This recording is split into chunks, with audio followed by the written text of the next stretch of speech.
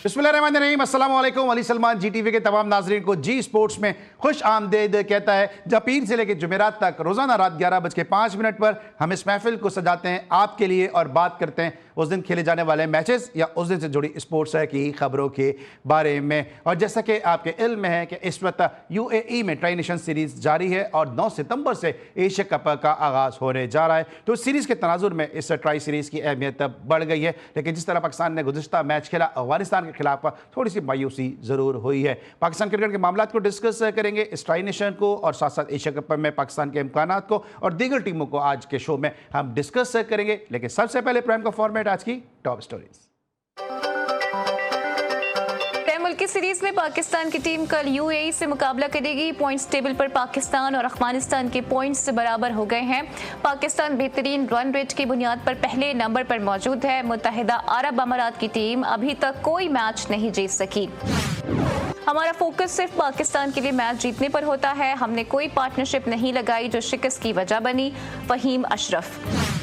ICC ने टी20 और one day की रैंकिंग जारी कर दी। टी20 रैंकिंग में बाबर और रिजवान की मजीद तनज़ुली, जबकि कप्तान सलमान अली आका ने शानदार छलांग लगाते हुए 59वीं पोजीशन हासिल कर ली। जनूबी अफ्रीका विमेंस टीम का दौरा पाकिस्तान और आईसीसी विमेंस वर्ल्ड कप के लिए कौमी टीम की खिलाड़ियों का तरबियती कैंप जारी। हेड कोच मोहम्मद वसीम की निगरानी में खिलाड़ियों ने बैटिंग, बॉलिंग और फील्डिंग की इंडोर प्रैक्टिस की। ग्रीन शर्ट्स को हॉकी वर्ल्ड कप खेलने का एक और मौका मिल गया। एशिया कप न खेलने के बावजूद पाकिस्तान वर्ल्ड कप खेल सकता है। FIH ने पाकिस्तान को वर्ल्ड कप क्वालिफाइंग इवेंट में छठी टीम के तौर पर शामिल कर लिया। खिलाड़ी अब पाकिस्तान की जगह बैरून मुल्क खेलना चाहते हैं। हॉकी के लिए काम ना किया तो जल्द कुछ नहीं हो पाएगा। राना मुजाहिद।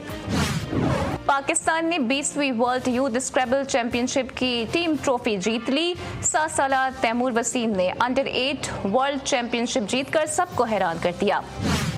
AFC अंडर 23 एशियन कप के लिए पहले मैच में पाकिस्तान को इराक से शिकस्त। और शोएब खान जहरी एक मरतबा फिर मुल्क कौम का नाम रोशन करने के लिए तैयार। बलोचिस्तान के नंबर बॉक्सर का मुकाबला 27 सितंबर को भारत के बॉक्सर ठाकुर कुमार से होगा।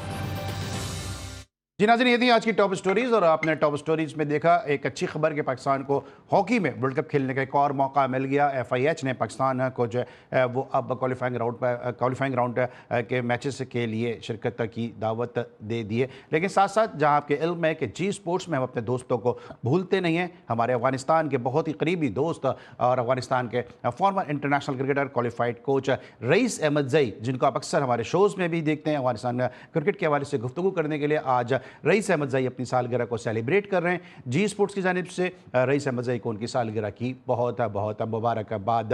आज जनाब, आज का जो दिन है वो बड़ा एक तारीखी भी दिन है, क्योंकि गुज़िश्ता साल आज ही के दिन पाकिस्तान को जो है 2023 में इनफैक्ट जो है वो बांग्लादेश के खिलाफ जो है 24 में इनफैक्ट जो है वो बांग्लादेश के खिलाफ पाकिस्तान को टेस्ट सीरीज में शिकस्त का सामना करना पड़ा था। लेकिन जिस तरह हम बार बार सुनते हैं, हमारे मुख्तलिफ कप्तान ये बात करते हैं कि हम अपनी गलतियों से सबक सीख रहे हैं। हम अपनी गलतियों से सबक सीख नहीं रहे। 2024 से 2025 आ गया। अब कल हम अफगानिस्तान से हारे हैं और अब लोग सोशल मीडिया पे ये बात कर रहे हैं कि यूएई पाकिस्तान को शिकस्त दे सकता है। कल मेरे साथ यूएई के ब्लास्टर बैट्समैन मौजूद थे, आसिफ खान। उनको भी आपने सुना होगा और उनका भी यही कहना था कि उनकी टीम पूरी तरह से पाकिस्तान को शिकस्त देने के लिए तैयार है। और यही नहीं, ओमान ने भी कहा है कि वो पाकिस्तान को इस मरतबा शिकस्त दे देंगे। पिछली मरतबा पाकिस्तान जो है वो शिकस्त से बाल बाल बचा था। तो अब ऐसी टीमें भी जो है वो पाकिस्तान को आंखें दिखाना शुरू हो गई हैं। लेकिन हम अपनी गलतियों से सबक सीखने को शायद तैयार नहीं हैं। मेरे साथ अपने वक्त के ऐसे ज़बरदस्त बैट्समैन मौजूद हैं कि जब वो क्रिकेट खेलते थे तो एक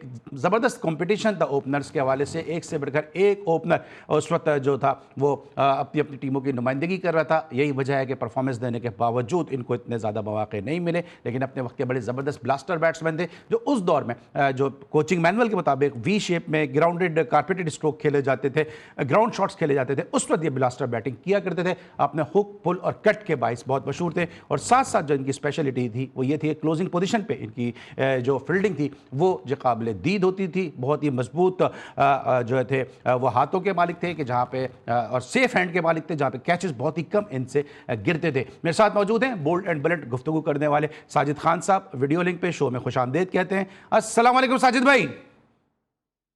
वालेकुम सलाम अली सलमान भाई, आपका बहुत शुक्रिया कम्प्लीमेंट देने का। जी टीवी देखने वालों को अस्सलाम वालेकुम। दुनिया भर में प्रोग्राम पसंद करने का बहुत शुक्रिया, और पाकिस्तान का मकबूल तरीन प्रोग्राम में आने का बड़ी इज्जत से इंतजार होता है। और दूसरी, अली सलमान भाई सीनियर प्रोड्यूसर नकी भाई की बहन की शादी की उनको बहुत बहुत मुबारक हो। अल्लाह ताला उनको हजारों खुशियां दे। खाली मुबारकबाद से काम चलेगा नहीं वैसे साजिद भाई?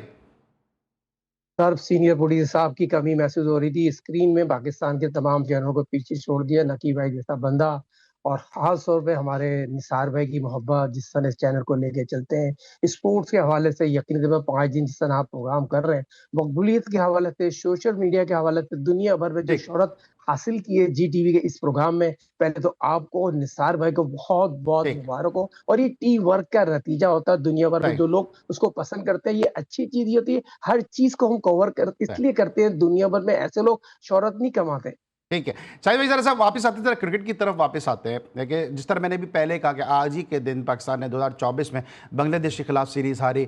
उस वक्त भी हम सुन रहे थे कि हम अपनी गलतियों से सीख रहे हैं। जिनको हम क्रिकेट सिखा रहे होते हैं वो हमसे सीख के हमको ही हरा रहे होते हैं। अफगानिस्तान को हमने क्रिकेट सिखाई, अफगानिस्तान अब हमें वो हराता नजर आ रहा है। यूएई में पाकिस्तान के प्लेयर एक अरसे से जाके खेल रहे हैं। आपको याद होगा 96 के वर्ल्ड कप में, जिस तरह मैंने पहले भी कहा था कि अरशद लईक ने पाकिस्तान की नुमाइंदगी की 96 के अंदर। इसके अलावा मोहम्मद असलम थे जो आपके साथ ही कराची के ओपनर होंगे, एक ज़माने में कोरंगी फ्रेंड से खेलते थे। इम्तियाज़ अब्बासी थे जो मलिक जिमखाना के विकेट कीपर थे, वो यूएई से खेले। फिर अरशद लईक थे, फिर इसके अलावा जमाल जैदी थे जो मलिक जिमखाना से खेलते रहे, वो भी उस वक्त रिजर्व में स्क्वाड में थे। तो बहुत सारे ऐसे प्लेयर हैं कि जो 96 के वर्ल्ड कप में जो पाकिस्तानी निजात प्लेयर थे वो हमसे क्रिकेट सीख के हमें हरा रहे हैं, लेकिन अब अपनी गलतियों से सबक सीखने में नहीं आ रहे हैं। देखिए, बहुत इंपॉर्टेंट सवाल, लगमी फिक्रिया है पाकिस्तान के क्रिकेट के लिए, पाकिस्तान के सिस्टम के लिए। आज हम पाकिस्तान क्रिकेट टीम पे बात कर रहे हैं।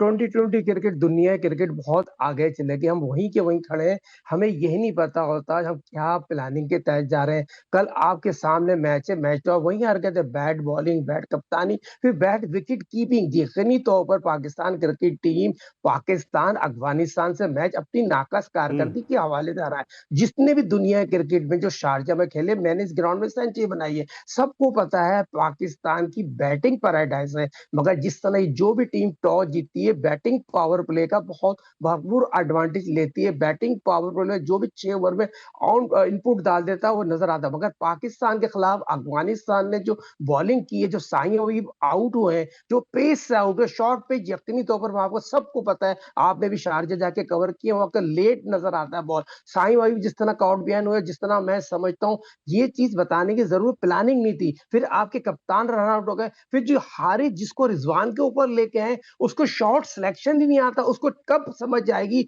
दोस्तों किस तरह मैच को लेकर चला जाता है। फिर आप रिजवान की मुकाबला करें, रिजवान के जूते के बराबर नहीं है। रिजवान दुनिया क्रिकेट का बेताज बादशाह है, मगर नाइंसाफी की इंतहा है। फिर आप यकीन माने, ये देखें आगा सलमान रन आउट हो जाता है। फिर मुझे ये बताइए, साहबजादा फरहान की बात करूं, कब मैच में पाकिस्तान के बैट्समैन सेंचुरी बनाई? इतनी जुटाला क्रिकेट है, बैटिंग पैराडाइज में एक भी पाकिस्तान का बैट्समैन सेंचुरी बनाने में नाकाम। हारिस राऊफ 16 ओवर में 36 रन बनाने की एबिलिटी रखता है, हाईएस्ट रन बनाता है। हारिस मैच को वापस लाने की तमाम एबिलिटी रख सकता है। तो दूसरे लड़के क्या पिकनिक पे आए हैं? पाकिस्तान के सीनियर खिलाड़ी जो पाकिस्तान के लिए इतने अरसे से खेल रहे हैं, मुझे बताइए फकर के पिकनिक पर आएंगे या दोस्तियां निभाने? अफगानिस्तान के लड़कों से दोस्तियों में ज्यादा इन्वॉल्व हो गए, जबकि ग्राउंड में इतनी अच्छा, मैं इस पर आता हूं। अगर मैंने गलत नहीं सुना तो क्या आपने ये कहा है कि रिजवान जो है क्रिकेट का बेताज बादशाह है, ये कहा आपने?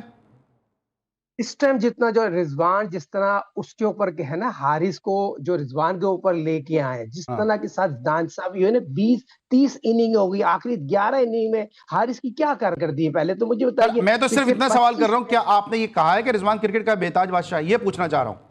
बिल्कुल कहा, डंके तो की सर चोट मुझे वगैरह लग रहा है, इंसान मुझे साहब मुझे सुने सर, मुझे ऐसा लग रहा है कि मैं साजिद खान से नहीं, शुएब हबीब से बात कर रहा हूं कि जब शुएब हबीब ये बात करते थे तो आप एतराज करते थे इस बात पे कि रिजवान की तो कोई परफॉर्मेंस नहीं है, रिजवान की तो जगह टीम में नहीं बनती है। आज आप कह रहे हैं कि रिजवान जो है वो बेताज बादशाह है। ये बहुत इंपॉर्टेंट बात कि हमारे उस्ताद मोहतरम शोबी साहब का आपने सवाल किया, यकीनी तो मैं उनका एहतराम करता हूँ, मगर बात ही होती जब सरफराज के साथ नाइंसाफी हो गई, सरफराज को आपने दूध में हम्म। मक्खी की तरह हटा दिया गया है। मैं सरफराज का उस्ताद हूँ, Sarfaraz as a cricketer, as a coach में बात करता था। क्या रिजवान अच्छा, जब आप खेलते इस सेंस सरफराज में के कह साथ रहे हैं कि नाइंसाफी नहीं, सरफराज के बाद उस रिजवान सेंस में बेताज कह रहा हूँ। बादशाह है। हाँ अच्छा, हाँ, लेकिन सर सरफराज आप देखिए नहीं ना, समझते आप साहिल मेरी भाई कि साहिल भाई, क्योंकि आपको मैं जिस तरह बार बार ये कहता हूं कि मैंने अब खुद आपको क्रिकेट खेलते देखा है, मैं जानता हूं कि आपने वक्त के कितने जबरदस्त बैट्समैन थे, इसलिए मेरे नजदीक आपकी राय की बड़ी अहमियत है। आप नहीं समझते कि अगर हारिस को जिस तरह से प्रमोट किया जा रहा है, यहां पे हमारे पास सैफुल्लाह बंगश था, कराची के अंदर मोहम्मद हसन जैसा विकेट कीपर था, रोहिल नजीर है, बलूचिस्तान का हसीब है, इस तरह, और अगर गाजी गौरी की बात कर लेते हैं जो कराची का अभी अपकमिंग विकेट कीपर है, अली शान है जो स्टेट बैंक से खेलता है, फैसलाबाद का विकेट कीपर है, क्या मोहम्मद अफजल है जो कराची का विकेट कीपर बैट्समैन है। मतलब अगर हम विकेट कीपर बैट्समैन का कैंप लगाएं तो बहुत सारे विकेट कीपर बैट्समैन हमें ऐसे मिल सकते हैं जो बैटिंग विकेटों के आगे और विकेटों के पीछे अच्छी परफॉर्मेंस दे सकते हैं। हम घूम फिर के वापस रिजवान की बात क्यों कर रहे हैं?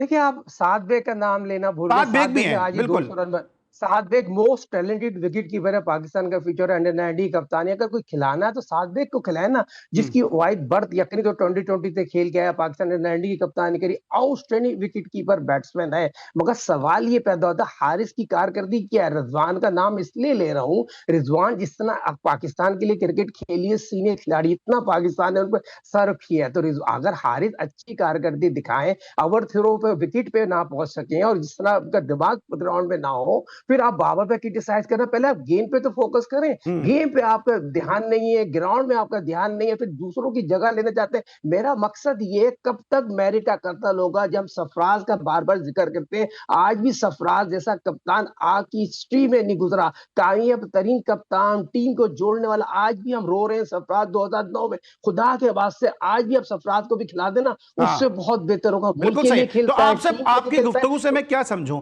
क्या आप ये कह रहे हैं कि हारिस जो है बाबर पे तनकीद करने से पहले अपने गिरेबान में झांकें, अपने आप को देखें, अपनी परफॉर्मेंस पे देखें, आखिरी 9 मैचेस में उनके सिर्फ 38 रन हैं। इसमें कोई रॉकेट साइंस नहीं है। हारिस बाबर की बात कर रहा है, 4,000 रन 2020 बनाया, क्रिकेट का बेताज बादशाह है, पाकिस्तान में सुपरस्टार है। आज भी 2020 में वो डिजर्व करते हैं, वनडे में डिजर्व करते हैं, टेस्ट में डिजर्व करते हैं, मगर उनके साथ भी नाइंसाफी वनडे पे 2020 के साथ साथ उनको खिलाना चाहिए। 4,000 रन बनाना कोई आम काम नहीं है इंटरनेशनल क्रिकेट में, वर्ल्ड का बेहतरीन प्लेयर, मगर उसके साथ भी नाइंसाफी हो रही है। क्या 2020 में बाबर डिजर्व नहीं करते नंबर 3 में खेलने के लिए? इतनी तो इनिंग साजिद भाई, जितने आज आपने इसको आपको फकर को खिला दिया। मतलब बारिशों में साजिद भाई आपका रवैया, आपके अल्फाज, आपके ख्यालात, वक्त बदल गए, हालात बदल गए साहब, सब कुछ मुझे लग रहा है कि बारिशों में सब कुछ ही बह गया है। जरा ब्रेक लेते हैं। आज साजिद भाई हमें बिल्कुल बदले में रूप में नजर आ रहे हैं। मिलते हैं एक छोटे से ब्रेक के बाद।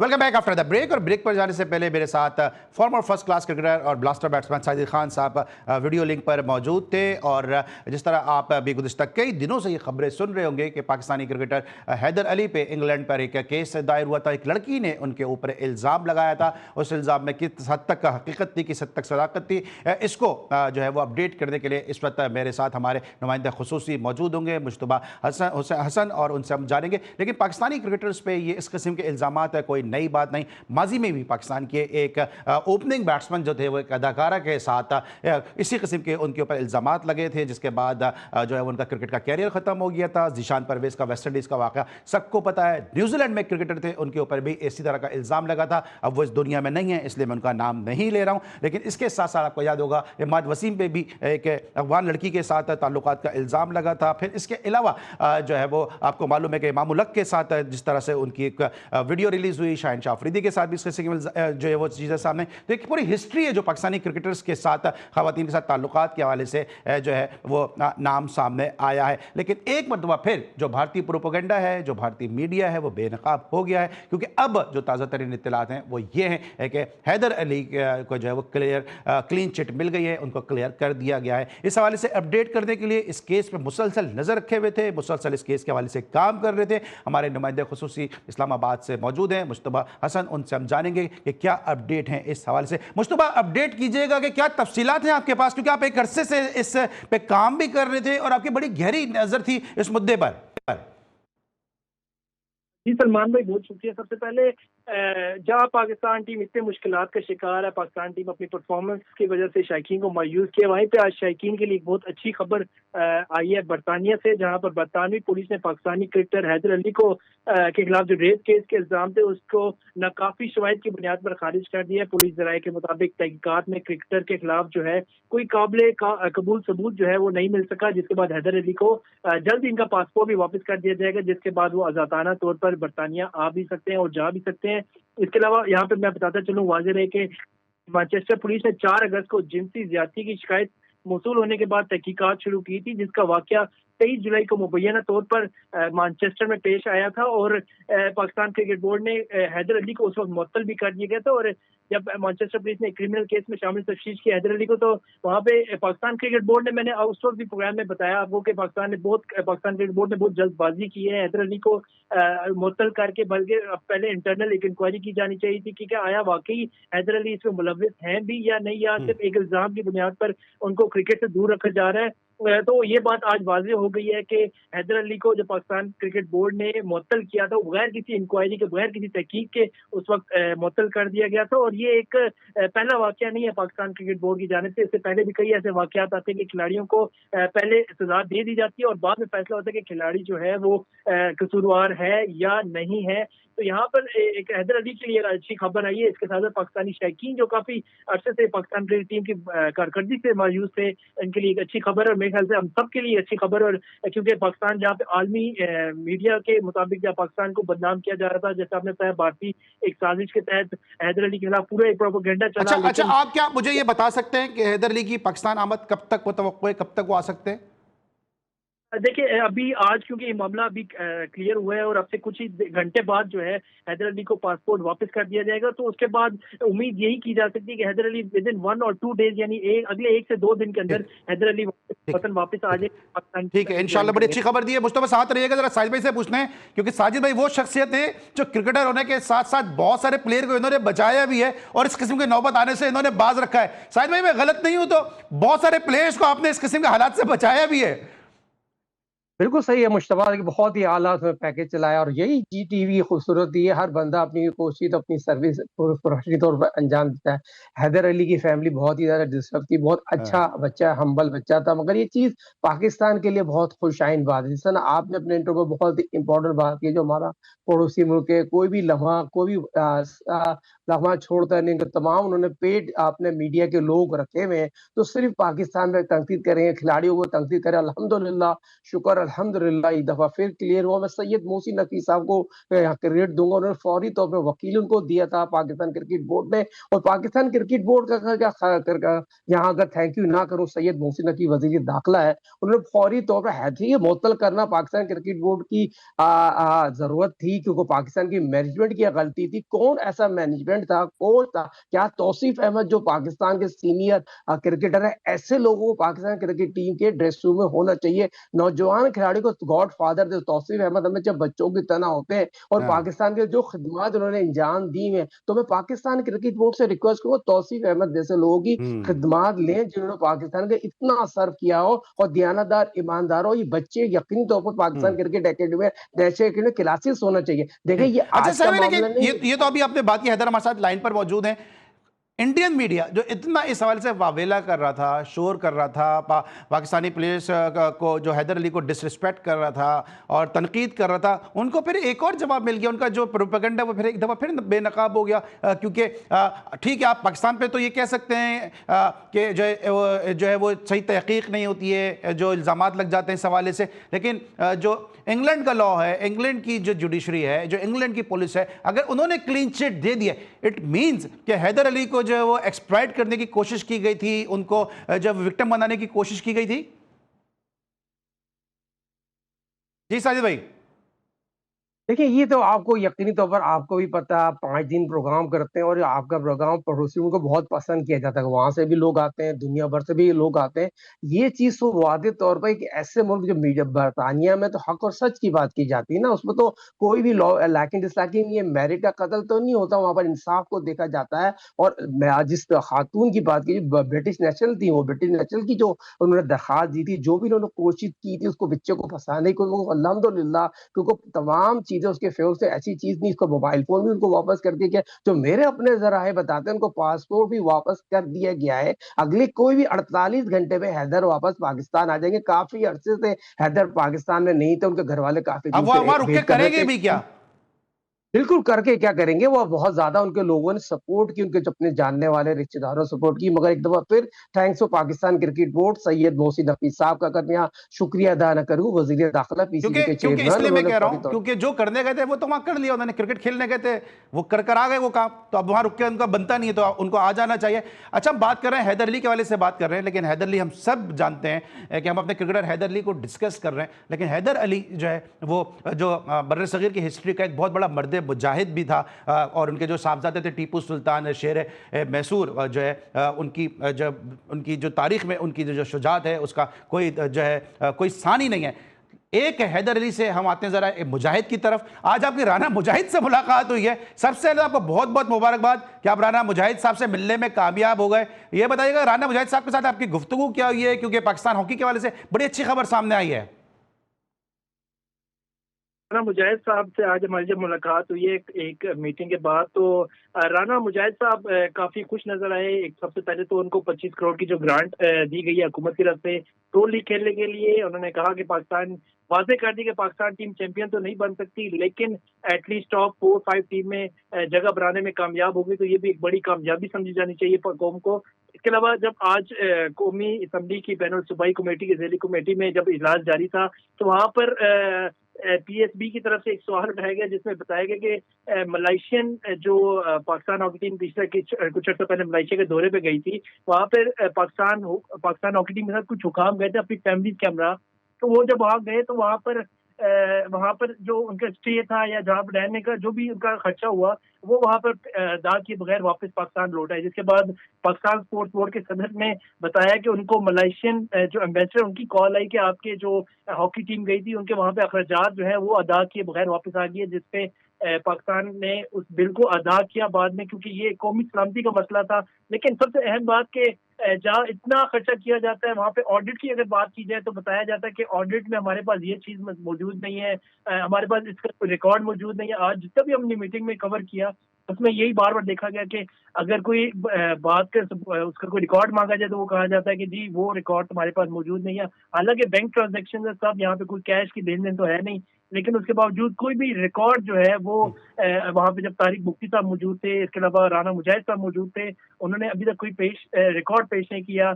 और इसके अलावा मैं आपको यहाँ पे ये भी बताता चलूं कि ये एक बड़ी अहम खबर है कि जो कमेटी को आइंदा 10 रोज के दौरान अभी कानूनी राय से आगाह करने के लिए दिया गया। सेक्रेटरी आईपीसी ने बताया कि कुछ अर्सा कबल जब टीम मलेशिया गई थी, एक बड़ी शर्मनाक बात है कि आपकी Pakistan hockey team international level पर मैच खेलने जाती है और वहाँ पे बिल पे किए बगैर वापस आ जाती है।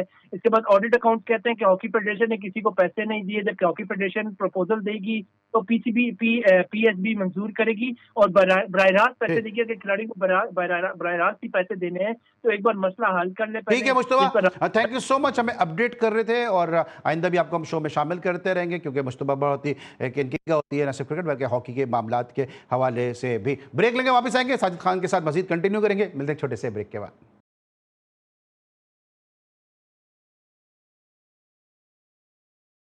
Welcome back after the break. और ब्रेक पर जाने से पहले मुश्तबा हमारे साथ मौजूद थे, साजिद खान साहब हमें कंटिन्यू करेंगे। साजिद भाई जरा ये बताइएगा कि अब जिस तरह पाकिस्तान की टीम की परफॉर्मेंस हो रही है, लोग ये बातें कर रहे हैं कि हारिस की जगह जो है वो रिजवान को आ जाना चाहिए, फिर वसीम अकरम ने भी कहा था कि बाबर आजम की जगह बनती है। उस दिन मेरे साथ अतौर रहमान शो में मौजूद थे, उन्होंने भी कहा कि बाबर की टीम में जगह इस टीम में बनती है। आज आप भी ये बात करते हुए नजर आ रहे हैं, आपको लग रहा है बाबर वापस आ सकते हैं एशिया कप के बाद T20 में? बाबर को तो मेरी तौर पे एशिया कप में रखना चाहिए। बाबर की जो कारकर्दगी है, बाबर इस कैलिबर के प्लेयर है, प्रेशर में खेलने वाला प्लेयर ही कौन है आपके पास? मुझे बताइए, सिंगल डबल तीन इनिंग को बिल्ड करने वाले प्लेयर। लेकिन ये आज बदले बदले से सरकार नजर क्यों आ रहे हैं मुझे?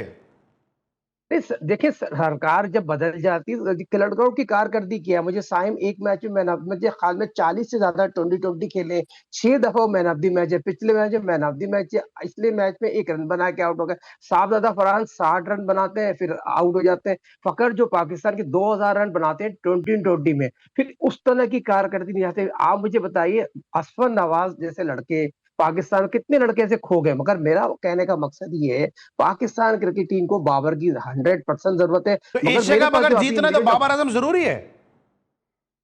नहीं, उस्मान तारिक जैसे पिछले प्रोग्राम में हमने जिक्र किया था, जीटीपी में एक रेट हम्म। जाता है, उस्मान तारिक कहाँ है जो पाकिस्तान 20 जो बेहतरीन बॉलर है, जो भी 2020 प्राइवेट लीग में, अगर उस्मान तारिक की कारकर्दगी देखें, जो मैच विनिंग बॉलर तो उस्मान तारिक है ना। देखें एशियन क्रिकेट जहाँ एशिया कप हो रहा है दुबई शारजा वगैरह में, उस्मान तारिक जो जिस तरह के बॉलर है, दोस्त लोगों ने जिस लोगों ने आपको ऑफ स्पिन करते हुए नहीं देखा होगा ना, तो मैं हमेशा आपको ये बात करता हूँ, आपकी आई बहुत आला है। उस्मान तारिक को वो तमाम जरासीम है, पाकिस्तान को उस्मान तारिक की कमी महसूस होती है। मगर दोबारा जो पाकिस्तान और कल जो मैच खेला जाएगा, हारिस की जगह मैं समझता हूँ सादात फरहान से विकेट कीपर करा सकते हैं, और वसीम जूनियर को 11 रन की टीम में खिला सकते हैं। देखिए शारजा में शॉर्ट पिच करने वाला बॉलर जो पेस से बॉलिंग करेगा ना, वो कामयाब होगा, और जो सेकंड इनिंग में बॉलिंग करता है ना ठीक। तेज, वो कामयाब। जो पहले लेकिन बैटिंग सवाल मैं करेगा वो दोबारा आपको मैच करता हूं, जीत साहिब भाई, क्या आप समझते हैं कि बाबर आजम को खिलाने से पाकिस्तान एशिया कप जीत सकता है, तब्दीली हो सकती है स्क्वाड में और बाबर आजम टीम में आ सकते हैं?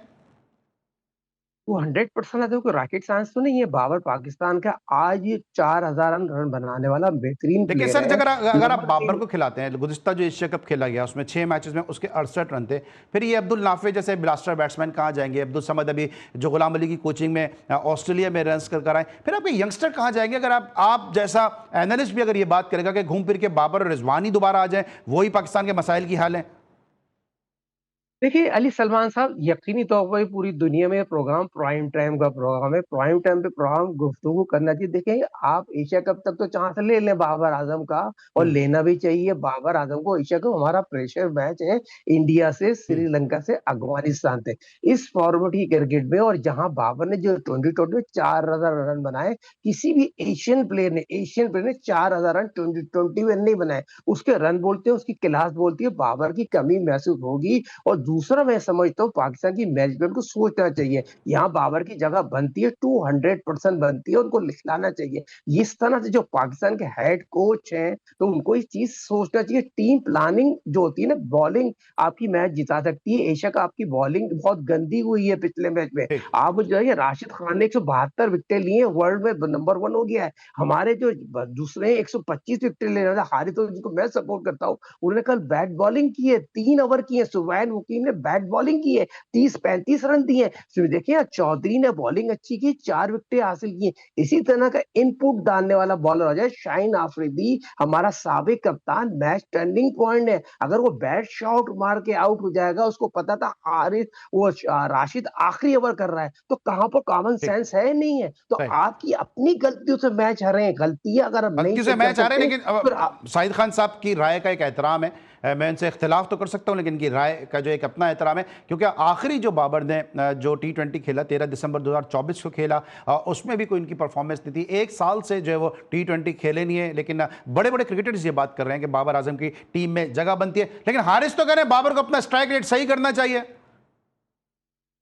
ये कितनी बुरी बात है। हारिस जो यकीनी तो वो क्लब लेवल के प्लेयर है, 2020 में भी मैंने बात की थी। हारिस जो है क्लब लेवल के प्लेयर है, उनको सरफराज के ऊपर फोकस देके लेके आया था। सरफराज को कितना बारीक यार काम वो कर सही दिया है, गया लेकिन बाबर सरफराज पे को। एतराज कर रहे हैं।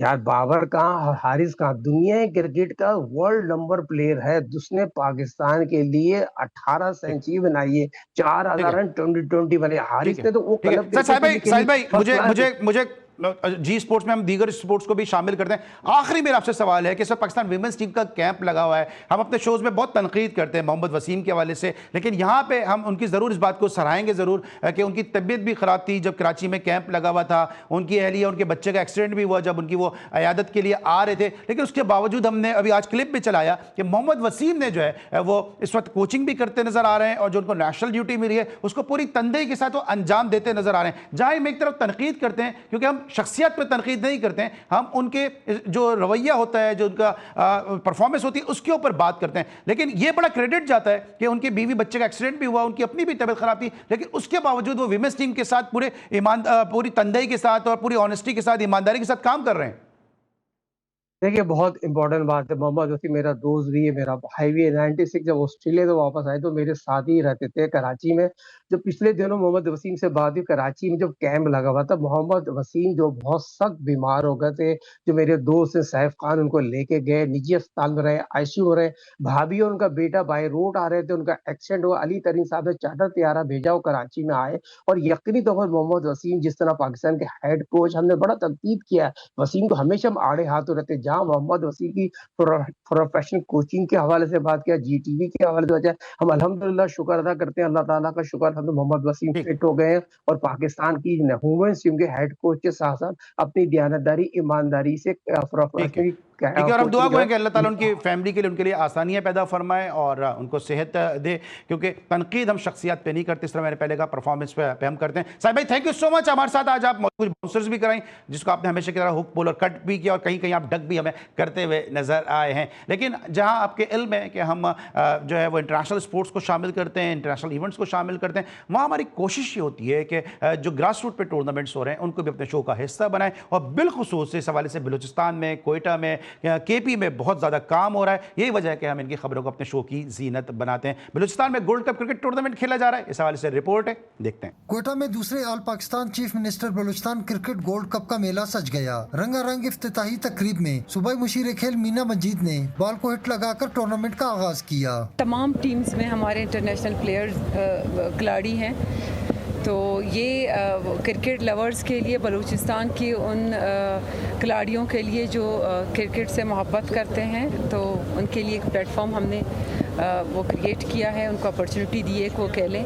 टूर्नामेंट में 28 टीमें हिस्सा ले रही हैं। कौमी क्रिकेट टीम के मायानाज खिलाड़ी भी शायकीन क्रिकेट को महसूस करने के लिए कोयटा पहुंच चुके हैं। मकामी खिलाड़ी कौमी क्रिकेटर्स के साथ खेलने के लिए पुरजोश हैं। इस टूर्नामेंट से हमें यहाँ कोयटा के प्लेयर्स को बहुत मौका मिलेगा और यहाँ क्रिकेट को बहुत फरोग मिलेगी, फर्स्ट क्लास के मैचेस वगैरह होंगे। बहुत अच्छा टूर्नामेंट है, हम इसको बहुत इंजॉय कर रहे हैं क्योंकि हमारे साथ टेस्ट क्रिकेटर हैं और बाहर से भी जो गेस्ट टीमें आती है, तो बहुत अच्छा इवेंट है। दिलचस्प मैचेस 15 सितंबर तक जारी रहेंगे। फातेह टीम को 15 लाख जबकि रनर अप टीम को 10 लाख रुपए की इनामी रकम दी जाएगी। कैमरामैन इजाज अहमद के साथ शहजाद मुमताज, जीटीवी न्यूज कोयटा। जी नाज़रीन, आपने शहजाद मुमताज़ की रिपोर्ट देखी और इस रिपोर्ट में आपने देखा कि मुल्क भर से जो है खिलाड़ी जो है वो कोयटा पहुंच चुके हैं। मीना मजीद जो बलूचिस्तान की सूबाई मुशीर खेल है, इस हवाले से बहुत ज़बरदस्त काम कर रही हैं। इसी क्लिप में आपने जो दूसरे खिलाड़ी को देखा था, दूसरे नंबर पर जिन खिलाड़ी का इंटरव्यू आया था, हन्नान अचकजई इनका नाम है, इनका बलूचिस्तान से ताल्लुक़ है और इनको कराची की क्रिकेट में भी अब देखते हैं। और जो कोयटा ग्लैडिएटर्स का जो कैंप था उस तक भी हन्नान अचकजई पहुँचे हैं। बड़े ज़बरदस्त टैलेंटेड ऑलराउंडर हैं हन्नान अचकजई और इस टूर्नामेंट हमें उम्मीद है कि मजीद क्रिकेटर इस तरह सामने आएंगे और मजीद बलूचिस्तान के खित्ते से अब्दुल हसीब, शुएब खान, अब्दुल वाहिद बंगलजई जैसे प्लेयर जो है वो और बिस्मिल्लाह खान जैसे प्लेयर जो हमें सामने आते नजर आएंगे। आज के लिए बस इतना ही। अली सलमान को पूरी प्रोडक्शन टीम के साथ इजाज़त दीजिए। इंशाल्लाह नेक्स्ट शो में फिर आपसे मुलाकात होगी। उस वक्त तक के लिए अल्लाह हाफ़िज़।